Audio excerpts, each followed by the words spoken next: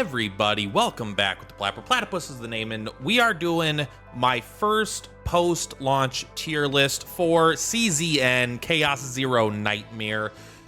Quick caveat though, you are gonna see 3, 6, 7, 8, 9 characters. That's a lot of characters.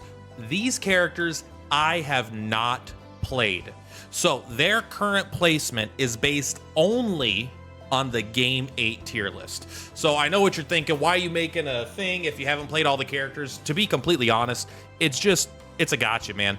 It's hard to get all the characters without spending a ton of money. So I am trusting, I have zero experience with these characters that are on here. I am trusting the Game 8 placements. However, I disagree with the characters that I do have that were on their list. I disagree with a lot of their placements. So there's a good chance that this is not what is going to be what I think in a few months, but I just wanted to get that out of the way. I know a lot more about the game now than the pre-launch speculation tier list, and I have a much better idea of how characters actually work. I've played all these characters many times, many chaos runs. I know the game's only a week old. I play a lot, okay? Especially because I just want to get knowledgeable about the game. So with that caveat out of the way, we are going to jump into it, and I guess we're going to start with Haru. I didn't choose the order down here. I kind of just tried to mix them up. So yeah, just if you get into the comments, be like, I can't believe you put this person in this tier and it's one of these. All right, I'm not defending it. All right, I will defend my other stuff though. Haru, I am putting, this is gonna be crazy. I'm gonna assume A0 for the 5 stars. I think Haru might be, I'm gonna put her A tier. I haven't decided yet. I'll need to see where I place other characters and how I feel about them, honestly. Haru does not feel S tier to me for sure. I think she is borderline B tier. This is also, none of the characters that are on this list are bad, save maybe one in my opinion, but every character has been incredibly good and powerful and is able to fulfill their role, and you can make some broken builds with them, all right? So if your favorite character ends up in a lower tier, that doesn't mean that they're bad necessarily. It just means I think they're comparatively not as good as another character, at least from a consistency standpoint. Even if like you get this one specific god thing on this specific epiphany with a specific skill with the specific gear, they're good. I'm like, well, yeah, no duh, but that's like, you know, that's not, we're taking those extremes into consideration. So the issue with Haru is I know it sounds weird, but like she just isn't doing a lot of damage for me. I have her built, I have her with some of my better gear, I have her with one of my higher level partners, and it just feels like she does less damage than other characters. I know it's like the anchor shot has to scale up and you have to build a team around it. So one, I don't have Cassius, right? So that could be a big one, not being able to cycle as much as I would like. But you know, if you could anchor shot, get an extra AP, pull it back, anchor shot again, you could do that pretty consistently, then I think she could be pretty good. But without specifically doing that, a lot of her stuff is just kind of mid to me, honestly. I'm not super in love with her, but I'm not ready to put her in B tier until I get a better idea of the other characters or where they're at. Luke here is, it's Luke or Lucas. I get him and his brother mixed up. He's definitely like a C tier character. I don't think he's like just bad at all. He does his job, but he's like Renoa at home. He's kind of expensive. When you get him maxed out and he gets to use a bullet every turn for free, that's gonna make him way better. Mine is not at that stage yet. So he just gets like, he's got some really good cards. He's got a pretty good ego skill. It does okay AoE damage and draws you like 3 cards. Like that's fine. It's not too expensive. I think it's like 5. So not free, but I mean, it's like, that's a pretty decent ego skill. Flash grenade, pretty darn good. That like, he has his grenade, it's AoE, pretty good. But then he has like flamethrower, not a very good card. I mean, I could pull up each character in the game that I have, but honestly, I'm not super, I don't think I need to right now. He's just a little, he's lacking a big oomph, but of course you get a crazy deck with them. You get a bunch of the RPGs, and every time a bullet gets, you know, exhausted, he's just blowing everything up. So he definitely has some high potential, but I think baseline on his own, it's not, I haven't been super impressed. This is going to be interesting. I think Owen looks and reads like a D tier character. His skills are boring, they're straightforward, and they don't read that powerful. But then when you play Owen, and you play him as much as I have, I feel like Owen might be A tier. I'll put him high B tier because Renoa is in B tier, right? But I think that Owen is actually like super legit. I'll admit I have some good decks with him, but I mean all of his cards are pretty good, and he kind of does a little bit of everything besides healing specifically, but he's got pretty good AoE damage. He's got the ability to do good single target damage. He's got the ability to be a shielder, or at least a support shielder. He's got the ability to convert his cards into support, so you can then make other characters have double or extra hits on their attacks. He also has the ability to make it so he can scale off defense attacks, so you can go more all in on the shielder thing. He's just like good, surprisingly good. It's like a really cool character because he's deceptively simple, and then you start using him, and I feel like he is just impressive, honestly. So I've really liked Owen. He's been good, consistent. I like pretty much all of his cards. Even like Gale Strike is pretty reasonable of a card. It doesn't blow me away, but it is pretty good. And he's got solid basic attacks. He's very powerful early in a run just because his starting deck is one of the more powerful ones by being able to hit hard. You get a couple dupes on him, and suddenly he's doing AoE attacks every single time you get your Gale Storm. You get that multiple times a turn. And honestly, I like him a lot. I think he might even be higher. I'll reassess when we get to the end. This is going to be the most controversial one here. This will be either the most or the second most controversial one here. I think Lynn is like D tier.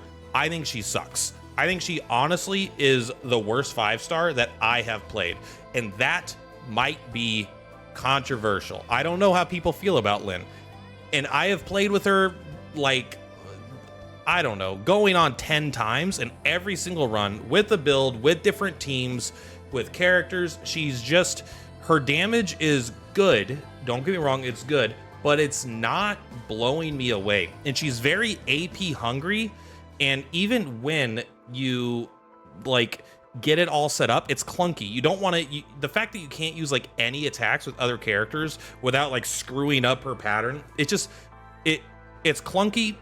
It's weird, and I don't feel like the payoff has been there yet. Maybe I'll be wrong. Maybe when you get a couple dupes in her, maybe with the right team, if I get a little more shuffling, maybe if I get just the right setup here with something like this where you suddenly have a character able to shield without using their cards or something. I don't know. But I don't know. I have not found her to be good at all. I was very excited to get her, used her a lot. I have been like, wow, she sucks all the time. This is the other one that I think might be the most controversial. All right, Beryl. I think Beryl's S tier. Unironically, I think Beryl is one of the best characters in the game. I don't even want to go super into detail about it, but I've done videos about it.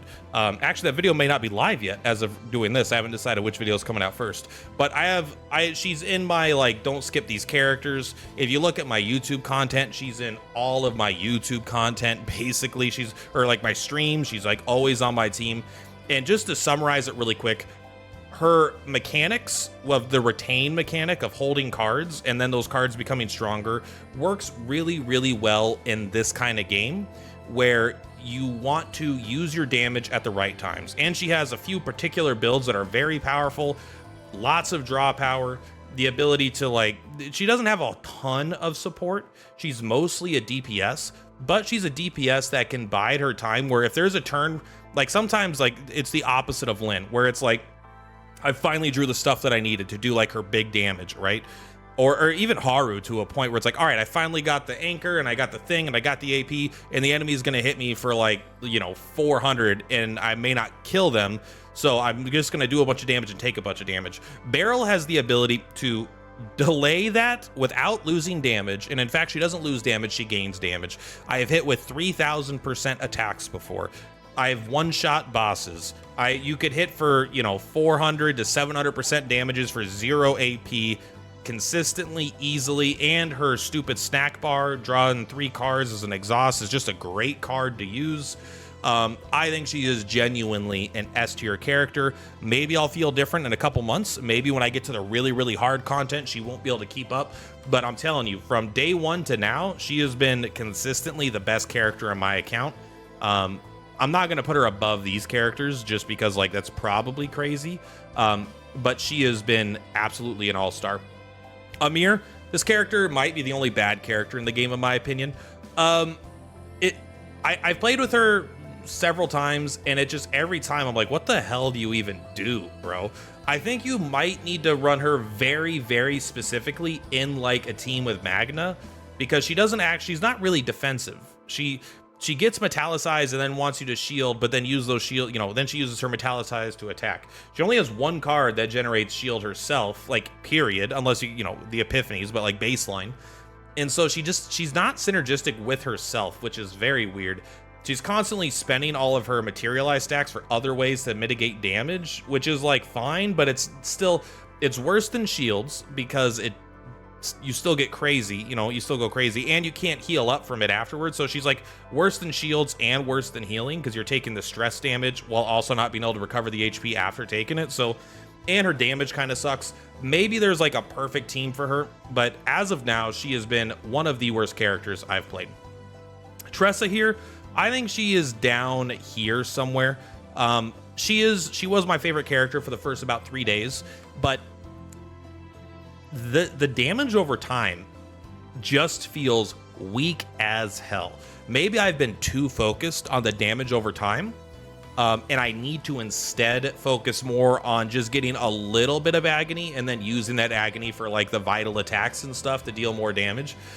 But the fact that she has to use so many attacks, like she'll use 6 attacks a turn or something, it means so the enemies get a chance to go and then you're still trying to attack, which is annoying because it could be hard to balance your defensive at the right time and then using this. And I found her a little awkward to use because of how many actions she takes, especially against some bosses and their mechanics, while at the same time, the damage payoff has not been worth it to me so far.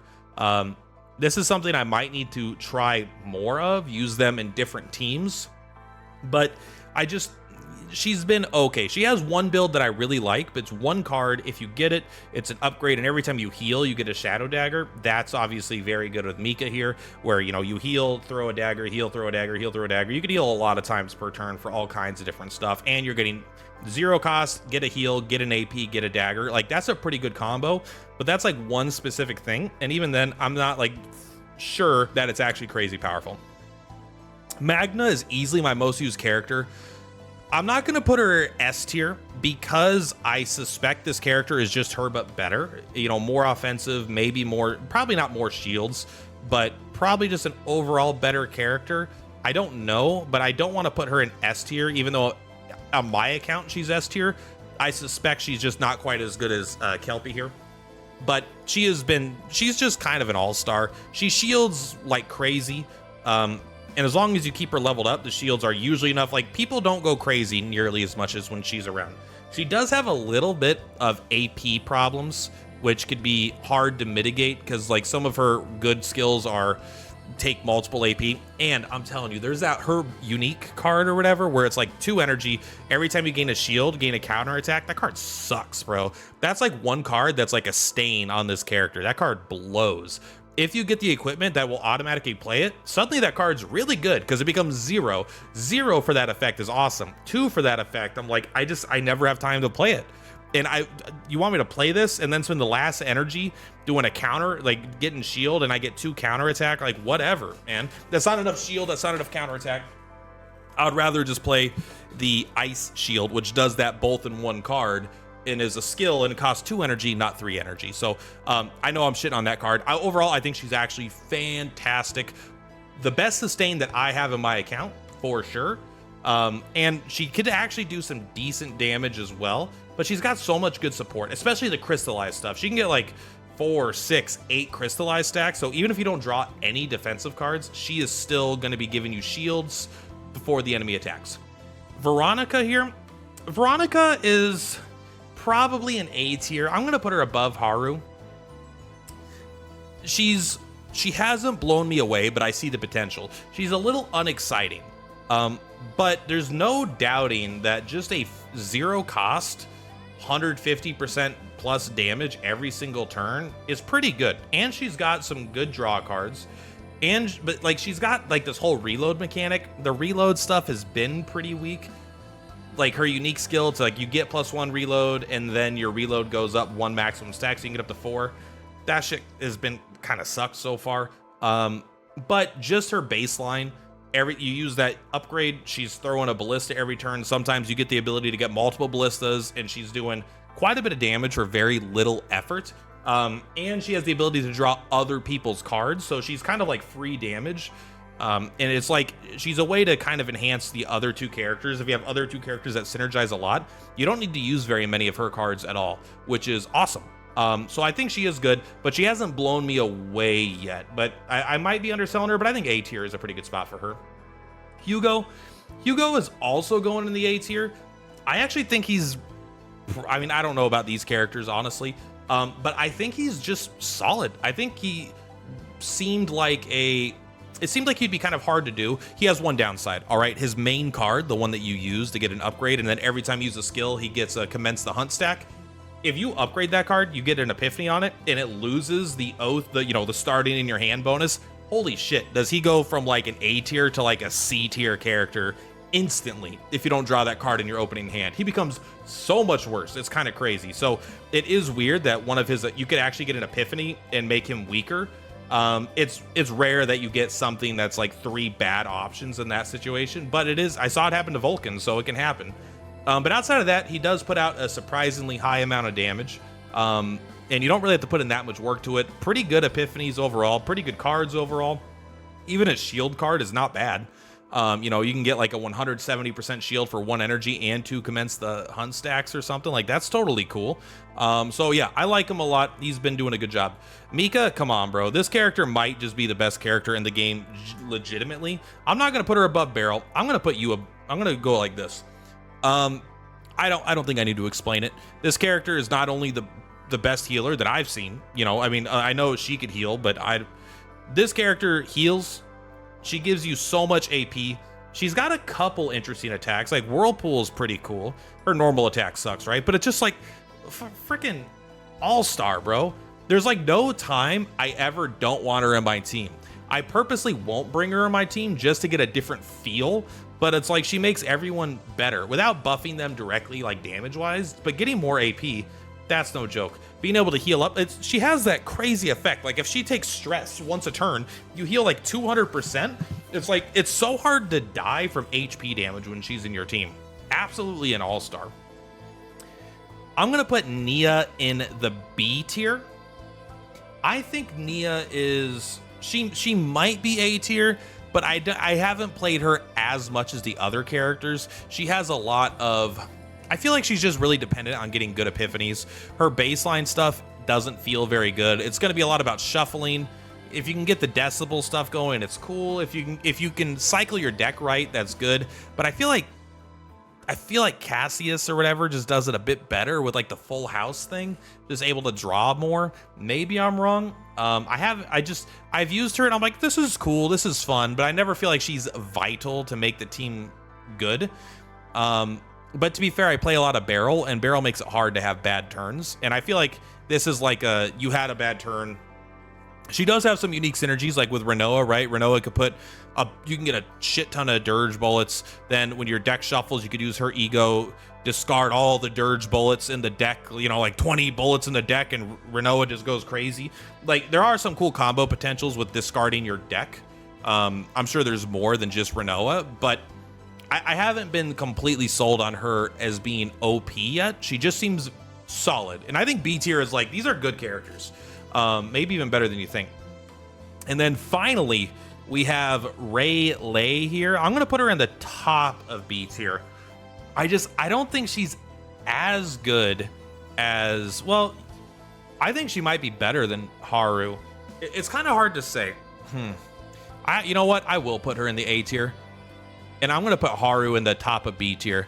This might be wrong. I might change my mind in a month after playing more and more and then getting to harder content. And getting to fights where her weaknesses, like the only weakness is on the last Chaos, which I just unlocked. So that might change my view of her, but I'm going to keep her in the high B tier for now.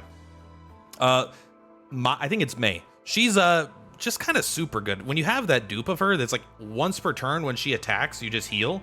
That's a pretty nice little thing there, because you get damage, you get a heal.